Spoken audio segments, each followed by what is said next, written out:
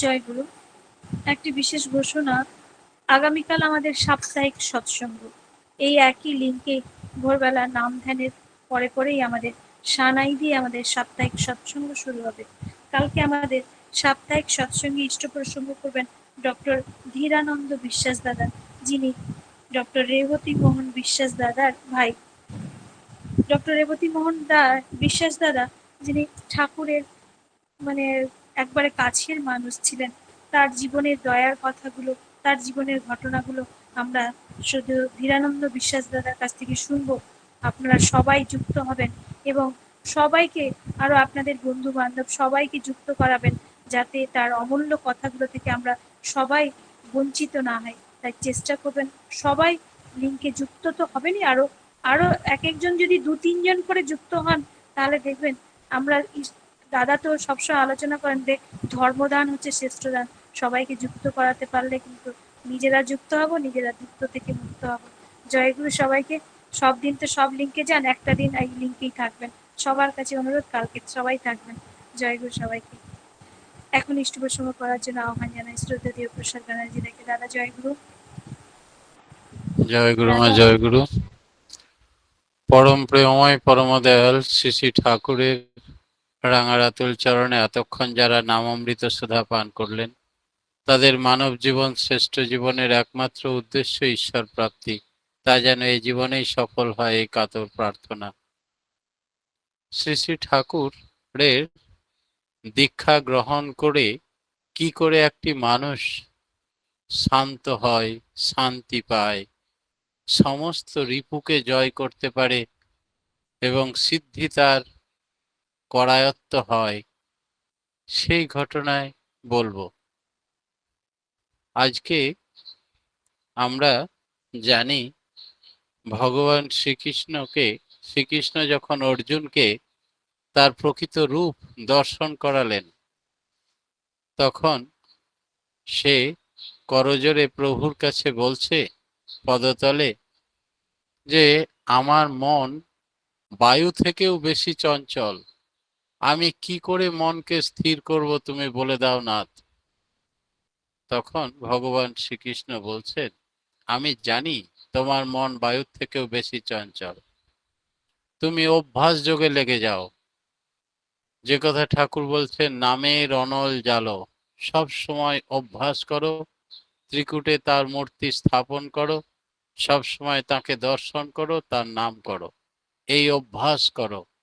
নাম অভ্যাস হলে, অভ্যাস করতেও আমি অসমর্থ হলে তাহলে তার কাজে লিপ্ত থাকো, তার নির্দেশ ছাড়া কোনো কাজ করবে না, প্রতি মুহূর্তে তার কাজে লিপ্ত থাকো, তার স্মরণ মনন করো, তার নাম করো, তার ধ্যান করো, তার যাজন করো, আর আমাকেই স্মরণ করো, তবে আমি তোমাকে সর্বধর্মান পরিত্যাজ্যং মামেকং শরণং ব্রজ, অহং তং সর্ব পাপেভ্য মোক্ষস্বামী মা শুচ। এমন ভাবে তিনি বললেন। আর তার জন্য প্রয়োজন সদ্গুরু পুরুষোত্তম, যুগ পুরুষোত্তমের কাছে নিজেকে দীক্ষা নিয়ে সারেন্ডার করতে হবে, তাকেই যথা সর্বস্ব জীবনের ধ্রুবতারা বলে মেনে নিতে হবে। এই করলেই তোমার রিপু মানে শত্রু মিত্রতে পরিণত হবে, আর তোমার কাছে কিছুই অপারক বলে থাকবে না, সমস্ত অশান্ত মন শান্ত হবে। তাই গুরুময় জীবনকে বলা হয় গৌরবময় জীবন। গুরুময় জীবন গৌরবময় জীবন কেন? শ্রী শ্রী ঠাকুরকে প্রশ্ন করা হলো। ঠাকুর বললেন, সদ্গুরু ধরা লাগে প্রথমেই সমস্ত মানুষকে উদ্ধার পেতে গেলে, তারপরে নাম করা লাগে সব সময়ের জন্য, সৎ কাজ করা লাগে। শরীরের জন্য যেমন খাদ্য দরকার প্রত্যেক দিন সময়ে টাইমে টাইমে, রোজ যদি খাদ্য না গ্রহণ করো তবে শক্তপোক্ত শরীরও ভেঙে পড়বে। তাই শরীরের মতো মন প্রাণ সুরত এদেরও উপযুক্ত খোরাক চায় নিত্য, নাইলে তারা কাহিল হয়ে পড়বে। শান্তি স্বস্তির ব্যাঘাত দেখা যাবে। যজন যাজন ইষ্টভৃতি হলো মন প্রাণ সুরতের প্রধান খোরাক। নাম ধ্যান রোজ নিয়মিতভাবে করতেই হবে, তার কথা সদা সর্বদা বলতেই হবে। আর বাপকে যেমন তুমি রোজ খেতে দাও, গুরুকেও তেমনি রোজ খাওয়াতে হবে। তাকে খাইয়ে তারপর নিজে প্রসাদ পাবে। গুরু আধ্যাত্মিক এবং সর্বতোভাবে তোমাদের পিতা, অর্থাৎ পালনকর্তা এবং রক্ষাকর্তাও তিনি। গুরুময় জীবন হলেই গৌরবময় জীবন হবে তার। জীবনের নীতিবিধি যদি মেনে চলি, আমাদের আর ঠেকায় কে? আমরা তখন ক্রমোন্নতি ও শান্তির পথে এগোতে পারব। অনুরাগে ইন্ধন দিতে হয়, ঠাকুর বললেন। ঠাকুরকে প্রশ্ন করা হয়েছিল, অনুরাগ তো ভেতর থেকে আসে, শ্রদ্ধা ভক্তি ভালোবাসা, এটা আবার ইন্ধন দিয়ে বাড়ানো যায় নাকি? ঠাকুর বললেন, যাই বই কি। অনুকূল বাক্য, বিশ্বাসীর সঙ্গ করলে যেমন বিশ্বাস বেড়ে যায়, অবিশ্বাসীর সঙ্গ করলে অবিশ্বাস বেড়ে যায়। তাই বিশ্বাসীর সঙ্গ করতে হয়। সমস্ত মানুষকে বিশ্বাস যেন বাড়ে, তার অনুকূল বাক্য শ্রবণ করাতে হয়, অনুকূল ব্যবহার করতে হয়, অনুকূল চিন্তা করতে হয়, অনুকূল চলনে অনুরাগে উদ্দীপ্ত করতে হয়। অনুরাগ জিনিসটা কি জানো? ফায়ার অফ লাইফ, জীবনের অগ্নি। এই আগুন জ্বালিয়ে দিলে একেই বলে অনুরাগ। তখন সে অনেকের থেকে অনেক দ্রুত গতিতে পৌঁছে যায়। যেমন আমরা এরোপ্লেন দেখেছি আর রকেট দেখেছি। রকেট অনেক বেশি দ্রুত গতিতে যায় কেন? তার অগ্নিগর্ভে আগুন জ্বালিয়ে দিলে সে অনেক বেশি দ্রুত চলতে পারে।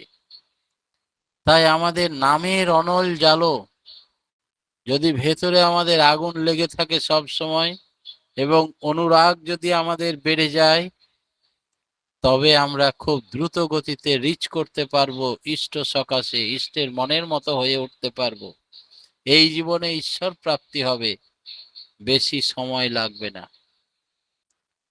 এই অনুরাগ যেন ব্যভিচারিণী না হয়, মানুষ শ্লথ বিচ্ছিন্ন হয়ে না যায়, অনমনীয় বোধহারা হয়ে না পড়ে। এই ব্যভিচারিণী অনুরাগ কাকে বলে? অনেক ব্যক্তি দেখবে রাস্তাঘাটে গাছ পাথর যে কোনো মূর্তি রাস্তার ধারে দেখলেই হাত জড়ো করে প্রণাম করে, শ্রদ্ধা করে, সমস্ত দেবতাতে মাথা ঠোকে, যে কোনো একটা কাজ সিদ্ধি হওয়ার জন্য সবাইকে মানত করে বেড়ায়। বাস্তবে তাদের কোনো স্বার্থই পুষ্ট হয় না, পূর্ণ হয় না, উল্টো ফল হয়।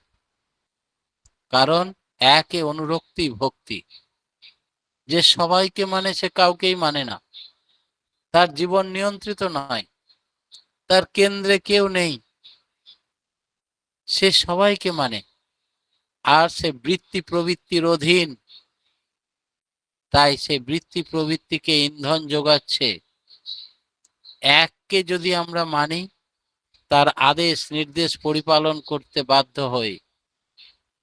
আর এক আমাদিকে দৈবী চলনের চালনা শেখায়, ব্রাহ্মী চলনের চালনা শেখায়, দেব মানুষে পরিণত করে, আমাদের প্রবৃত্তির গায়ে হাত দেয়। তাই এটা বড় কঠিন কাজ মনে করে যত দেবদেবীর মূর্তি আছে আমি সবাইকে পুজো দিই, সবাইকে প্রণাম করি, আর কাউকেই মানি না, আমার প্রবৃত্তির গায়ে যেন হাত না পড়ে। এই বহুনিষ্ঠিকতার কখনো ঈশ্বর প্রাপ্তি হয় না, আর তাদের হৃদয়ে প্রেম ভক্তি স্থান নেই। আসল যুক্তি হচ্ছে অকাট্য অচ্ছেদ্য অবিচ্ছিন্ন অনুরাগ থাকবে একজনের প্রতি, আর তিনি হবেন শ্রেষ্ঠ পুরুষ, তিনি হবেন যুগ পুরুষোত্তম, গুরুর গুরু। আর তার প্রতি সাচ্চা অনুরাগ জেগে উঠলে সেও শ্রেষ্ঠ পুরুষ হয়ে যাবে। পাড়া প্রতিবেশী আত্মীয় স্বজন সমস্ত লোকের থেকে সব দিক দিয়ে সে সুখে শান্তিতে শ্রেষ্ঠত্ব লাভ করবে। ওই ছিটে ফোটা ভালোবাসা দিয়ে কিছু হবে না, প্রবৃত্তিকে আড়াল করে কিছু হবে না। একে অনুরক্তি যেমন নিষ্ঠা এনে দেয়, তেমনি চরিত্র গঠন করে। ইষ্ট সর্বস্ব এবং ইষ্ট প্রীতিতেই সকল যোগের সিদ্ধি লাভ হয়। ঠাকুর বললেন, আত্মাই বলো আর ব্রহ্মই বলো, মূর্ত বিগ্রহই হলেন ইষ্ট। সব দেবতার সমাহারে পুরুষোত্তমের আবির্ভাব। একজনকে ডাকলেই সবাইকে ডাকা হয়। মানুষ যখন ইষ্ট সর্বস্ব হয়, ইষ্ট প্রীতার্থ ছাড়া সে আর কিছুই বিশ্বাস করে না। প্রত্যেকটা নিঃশ্বাস প্রশ্বাস ফেলে ইষ্টের নাম করে, সব সময় তার মূর্তি চিন্তা করে। একেই বলে ভক্তি যোগ। তার সঙ্গে যোগযুক্ত হয়ে থাকে। কর্মযোগ জ্ঞানযোগ সিদ্ধ হয়ে ওঠে তখনই। কর্মযোগ জ্ঞানযোগে যাই বলুক না কেন, ভক্তির সঙ্গে যোগযুক্ত না হলে কোনো কাজই সাকসেসফুল হয় না। সব যোগই আসে ভক্তি যোগ থেকে। ভগবান শ্রীকৃষ্ণ গীতায় বলছেন, বহুনাং জন্মান মন্তে জ্ঞানবান মাং প্রদত্ততে বাসুদেব সর্বমিতি স মহাত্মা দুর্লভ। এই জ্ঞানী একাধারে জ্ঞানী, ভক্ত এবং কর্মী। সন্তোষের সন্ধান আমরা পাবো কোথায়? প্রত্যেকটা মানুষ আমরা শান্তি চাই, কিন্তু অশান্তি আমাদেরকে ঘিরে ধরছে। শ্রী শ্রী ঠাকুর বললেন, ইষ্ট প্রতিষ্ঠা ছাড়া পৃথিবীতে আমাদের এসে আর কিছু চাইবার নেই। কারণ সব অবস্থায় নাম পরায়ণ থেকে মন ও মাথা ঠান্ডা রেখে ভেবে শুনে চলে দেখে শুধু ইষ্ট প্রতিষ্ঠার জন্য যা যা করণীয় সে করাই আমার ধর্ম। আমার ইষ্ট প্রতিষ্ঠার কাজে লিপ্ত থাকতে যারা সাহায্য সহযোগিতা করে তারাই আমার আপনজন, বন্ধু বান্ধব। যারা ইষ্ট কাজে বিরোধিতা করে, বাধা দেয়, তারাই আমার শত্রু। তাই সাধ্যমতো প্রাণপণে যে কদিন আছো তার দেওয়া আশীর্বাদে এই ধরাতে শুধু তার কাজ, তার নাম, তার গুণকীর্তন, তার কর্ম, তার চিন্তা, এই পরম পিতার জীবনে মনোভাবে নানা রকমে আত্মসমর্পণ করে আপসে আপ তন্মুখী হয়ে ওঠো। দুশ্চিন্তা অশান্তি তোমাকে ত্রিসীমানায় খুঁজতে পেলেও স্পর্শ করতে পারবে না। হাজারো উত্তাপের মধ্যে তুমি শান্ত, শিষ্ট, ভদ্র এবং শান্তিতে পরিপূর্ণ হয়ে থাকবে সব দিক দিয়ে। শারীরিক, আর্থিক, মানসিক, নৈতিক, দৈহিক, চারিত্রিক সার্বিক কল্যাণ তোমার বিরাজমান। মনকে শান্ত করে কে? তার নাম মন্তর। এই মনকে শান্ত করতে গেলে কি চাই? না তো সব সময় মন্ত্র জপতে হবে। যে কোনো মন্ত্র নয়, পুরুষোত্তমের দেওয়া বীজ মন্ত্রই একমাত্র সিদ্ধি লাভ করে। মন অবসাদগ্রস্ত হলেও গুরুর নির্দেশ মেনে চলতে হয়। তাতেই পরমপিতার দয়ায় সংসারের সমস্ত অস্থিরতা, ইষ্টনিষ্ঠা, বিশ্বাস নিনর হয়ে থাকে। যেন তুফানের মধ্যেও পায়ের তলায় স্থির ভূমি তুমি সন্ধান পাবে। নির্ভরতাই হলো পরমপিতা। পরমপিতার দয়া ছাড়া পৃথিবীতে তোমাকে কেউ শান্ত, নির্ভর, স্বস্তি দান করতে পারবে না। যত তুমি তাকে আঁকড়ে ধরবে, তত তিনিও তোমাকে হাত ধরবেন আঁকড়ে। এই সম্বন্ধে একটা ছোট্ট গল্প বলি। এক ভক্ত একবার সংসারে এত বেশি ক্রোধান্বিত ব্যক্তি সে, যে তার স্ত্রী, পুত্র, পরিবার, পাড়া প্রতিবেশী, আত্মীয় স্বজন, দাদা ভাই, কাকা মামা, যত রিলেটিভ, বন্ধু বান্ধব সকলেই তাকে সঙ্গ পরিহার করে। ঝগড়া অশান্তি লেগেই যায় দু কথা বলতে বলতেই। এমনই উগ্র মেজাজি মানুষ। সে বুঝতে পারে কেউ তাকে বাড়িতে নেমন্তন্ন করে না। যদি কোনো নেমন্তন্ন বাড়িতে হাজির হয় তো সবাই বলা বলি করে, ওই দেখ ওই ঝগড়ুটে লোকটা এসে গেছে। সঙ্গে সঙ্গে তারা সঙ্গ পরিহার করে। কানে আসে কথাগুলো, খুব খারাপ লাগে। সবাই তার সঙ্গ ত্যাগ করতে চায়। অশান্তিতে ছারখার হয়ে যাচ্ছে জীবন। তখন সে সাধু সন্তের সন্ধানে বার হয় এবং বিভিন্ন মন্দির মসজিদ, সাধু সন্ত, ফকির মোল্লা কাউকে বাদ দেয় না। সকলকে জিজ্ঞেস করে, আমার এত রাগ, আমি এত প্রবৃত্তি প্রখর, কাম ক্রোধ লোভ মদ মোহ মাৎসর্য আমাকে ঘিরে ধরেছে। আমি নিজের মধ্যেই নিজের কন্ট্রোলে থাকি না। রেগে গেলে আমার রূপ উল্টো হয়ে যায়, হিতাহিত জ্ঞান নষ্ট হয়ে যায়, মানুষের মধ্যে মনুষ্যত্বের বুনিয়াদ ধ্বংস করে ফেলি। আমার বাঁচার উপায় বলে দিন। তখন এক সাধু বাবা বললেন, আত্মজ্ঞান উপলব্ধি করতে হবে। বলে, আত্মজ্ঞান কি করে উপলব্ধি করা যায়? সবাইকে জিজ্ঞেস করতে থাকে। এক বাবাজি বললেন, আত্মজ্ঞান উপলব্ধি করা অত সহজ জিনিস নয়। হিমালয়ের পাদদেশে গুহা গহ্বরে তোমাকে 200-500 বছর ধরে ধ্যান করতে হবে, তবে আত্ম উপলব্ধি হবে।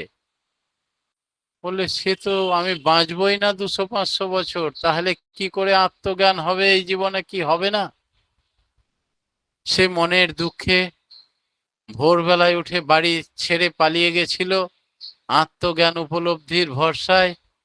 রাস্তায় যখন সেই বিশেষ ব্যক্তি বলল, তখন বুঝলো এই জন্মে আর আত্ম উপলব্ধি হবে না।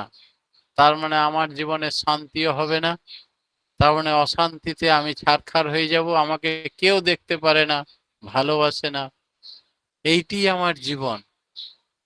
এই বলে মনের দুঃখে বিকেল হয়ে গেছে, সে ফিরছে। এবার হঠাৎ দেখে একটা গোলাপ ফুলের সুন্দর বাগিচা, অপূর্ব ফুল ফুটে আছে। বাগিচার ধারে এসে বলছে, মানুষের জীবনটা ঠিক এইরকমই। উপর থেকে দেখতে খুব সুন্দর, কিন্তু কাছে গেলেই কাঁটায় ভর্তি। একটা ফুল তুলতে গেলেই হাতে কাঁটা ঢুকে যাবে। তাই যারা মনে করছি সুখী, তাদেরও প্রচুর কাঁটা আছে জীবনে। কেউ সুখী নয় পৃথিবীতে। এই সব ভাবছে।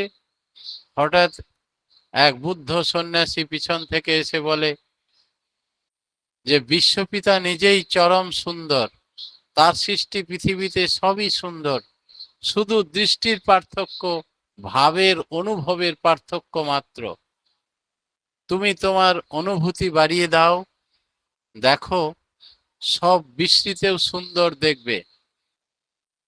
বলল, সাধু বাবা, আমার জীবনে বড় অশান্তি। আমি কাউরির সঙ্গে দুটো কথা বলতে গেলে রেগে গিয়ে মারামারি লেগে যায়। তো সাধু বাবার সঙ্গে ওই দুটো কথা বলতে বলতে সাধু বাবা টের পেয়ে গেল, বাবারে বাপ। তারপরে বললেন, আমাকে দীক্ষা দিন, আমার রাগ যেন কমে যায়। দীক্ষা নেওয়ার পরে বললেন, সাধু বাবা, বৌদ্ধ সন্ন্যাসী, আমার কথা যদি শুনতে হয়, তোমাকে আমি আত্মজ্ঞান নিশ্চয় দান করব। তার আগে তুমি বাড়ি ফিরে যাও, তোমার স্ত্রী পুত্র পরিবার সকলের সঙ্গেই বসবাস করো। আর বাড়ি গিয়ে যে সমস্ত রাগ তোমার সৃষ্টি হবে সেগুলো অবলোকন করো, অনুভব করো। রাগ এলো আর রেগে যাবে না, চুপচাপ 1-2 মিনিট ধরে মজা নাও যে রাগটা কি কারণে এলো, কিভাবে মস্তিষ্ক উত্তেজিত হলো। এইসব অনুভূতির কথা ডায়েরিতে লিখে রাখো। 100টা রাগকে সহ্য করো আর অনুভব করো। যখন 100টা রাগ সহ্য করা হয়ে যাবে, তখন আমার কাছে আসবে, সেই দিন তোমাকে ব্রহ্মজ্ঞান কি করে লাভ করা যায় বলে দেব। বলে সবই তো ঠিক আছে গুরু বাবা, কিন্তু আমি কি এত কঠিন কাজ করতে পারবো? বলে তবে আত্মজ্ঞান হবে না। বলে না, করতেই হবে আমাকে।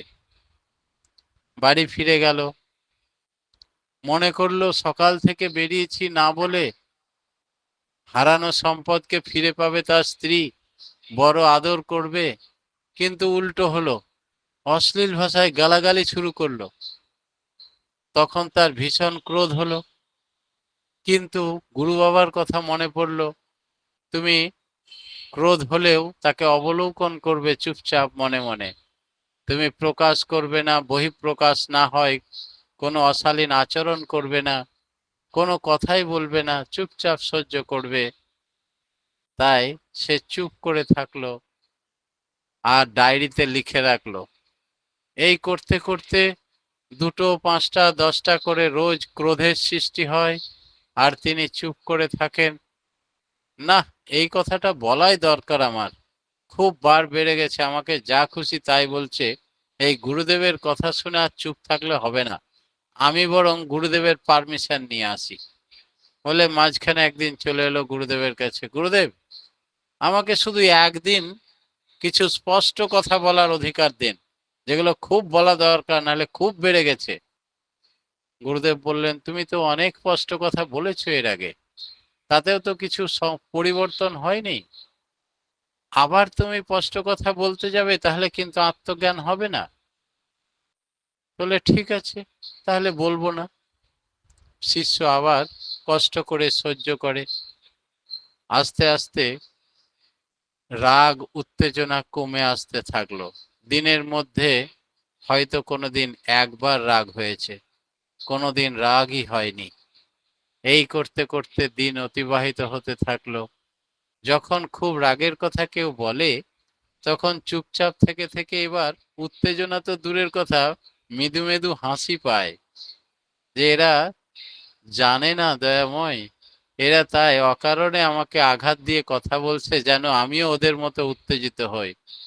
উত্তেজিত হলে আমার এনার্জি লস হয়, সময় নষ্ট হয়, আমার অনেক ক্ষতি হয়, শারীরিক মানসিক ক্ষতি হয়।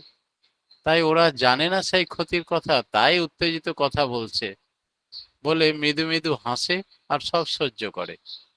3 মাস পেরিয়ে গেল যখন, তখন ডায়েরি খুলে দেখছে 100টা রাগ হয়ে গেছে। গুরুদেবের আশ্রমে এলো, বুদ্ধদেবের সেই সন্ন্যাসীকে প্রণাম করে বলল, গুরুদেব আমি ডায়েরি নিয়ে এসেছি, 100টা রাগ আমি সহ্য করেছি, একটিরও উত্তর দিইনি, এখন আর খুব উত্তেজিত হই না, এখন আমার হাসি পায়। এবার আমি যেটুকু বুঝেছি যে সুখ দুঃখ আনন্দ সব নিজের ভেতরে আছে, বাইরে থেকে চাপিয়ে দেওয়া যায় না। এই যে ঠাকুর বলছেন অন্যায়কে সহ্য করো সিদ্ধ কাম হবে, আমাদের সিদ্ধি কি? You are for the lord, not for others, you are for the lord and so for others. ঈশ্বর প্রাপ্তি আমাদের জীবনের একমাত্র উদ্দেশ্য, এটি সিদ্ধি।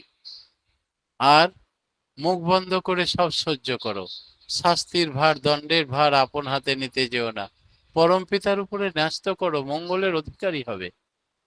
তাই আমি এতটুকু বুঝেছি আপনার দীক্ষা নিয়ে, যে কোনো উত্তেজকমূলক কথাতে সাড়া দিলে হবে না। গুরুদেব সব শুনলেন, তুমি ঠিক বুঝেছো, তার সঙ্গে আরো কিছু কথা শুনে রাখো। শুধু তোমার ক্রোধ প্রবণ ছিল, তাই ক্রোধটাকে নিয়ন্ত্রণ করার কৌশল যেমন ভাবে করেছো, তেমনি কাম, ক্রোধ, লোভ, মদ, মোহ, মাৎসর্য, এই ষড়রিপু বলা হয়, এরা শত্রু। কখন শত্রু? যখন তুমি নাম ধ্যান জপে বসো, তখন কোনো এরা সবাই ডিস্টার্ব করে তোমাকে, কিন্তু যখন এগুলোকে উপেক্ষা করে, ওগুলোকে তুমি নিয়ন্ত্রণ করে নাম ধ্যানে মগ্ন হবে, তখন তারা তোমাকে সাহায্য করবে, আর শত্রু না হয়ে বন্ধু হয়ে যাবে। আর যখন তোমার নিয়ন্ত্রণাধীন বন্ধুর কাজ করবে তারা, তখন ঈশ্বর প্রাপ্তি বা শান্তি তোমার হাতের মুঠোই হবে। তাই সদ্গুরুর দীক্ষা পেলেই মানুষের মস্তিষ্ক শান্ত হয়, আর শান্ত হলেই সে তখন ঈশ্বর প্রাপ্তি হয়, প্রবৃত্তাধীশ হয়ে পড়ে, প্রবৃত্তাধীন থাকে না। আর এই হচ্ছে ঈশ্বর প্রাপ্তির মেন তুক। সহ্য করো, উত্তেজিত হয়ে অকারণে সময় নষ্ট করা, শরীর শারীরিক মানসিক ক্ষতিগ্রস্ত করা নিজের এবং অপরের, এটা ধর্মের মধ্যে পড়ে না, এটা অধর্মের মধ্যে পড়ে। তাই বৌদ্ধ সন্ন্যাসীর কথা মতো আমরা সেই বিধাতা পুরুষকে পেয়েছি গুরুরূপে এই জন্মেই। আমরা নিয়মিত নাম ধ্যান করি, আমরাও যেন কেউ কারণে অকারণে রেগে না যাই, উত্তেজিত না হই। আমরা আজ থেকেই প্রতিজ্ঞা করব, আমরা সকলেই চুপচাপ থেকে তাকে মানসিকভাবে সহ্য হজম করে নিয়ন্ত্রিত করব। আমরা সকলেই তাঁর হয়ে উঠব। এই জীবনেই আমাদের ঈশ্বর প্রাপ্তি হোক, তার প্রতি অনুরাগ বাড়িয়ে যেন হাউইয়ের মতো আমরা উড়ে যেয়ে দ্রুত সেখানে ইষ্ট সকাশে পৌঁছাতে পারি। এই কাতর প্রার্থনা জানিয়ে আমার ক্ষুদ্র বক্তব্য এখানেই শেষ করলাম। জয় গুরু। জয় গুরু দাদা। আজকে একটা মনোমুগ্ধকর আলোচনা শুনলাম যে ঈশ্বর প্রাপ্তি আমাদের কিভাবে সম্ভব হয়। শ্রী শ্রী ঠাকুরের কাছে মানুষকে কিভাবে গেলে, কাছে গেলে কি করে মানুষ শান্ত হয় তা আলোচনা করলেন। নামের অনল জ্বালিয়ে রাখতে হয়, তাহলে আমরা দেব মানুষে পরিণত হতে পারবো। ঋতুগুলো আমাদের দমন হবে। যজন জালিনী ইষ্টভীতি হলো মন ও প্রাণের খোরাক। গুরুকে খাইয়ে নিজে ভক্ষণ করতে হবে। গুরুময় জীবন মানে গৌরবময় জীবন। অনুকূল চিন্তা, অনুকূল ভাবনা করতে হয়, আর অনুকূল চলনে চলতে হবে।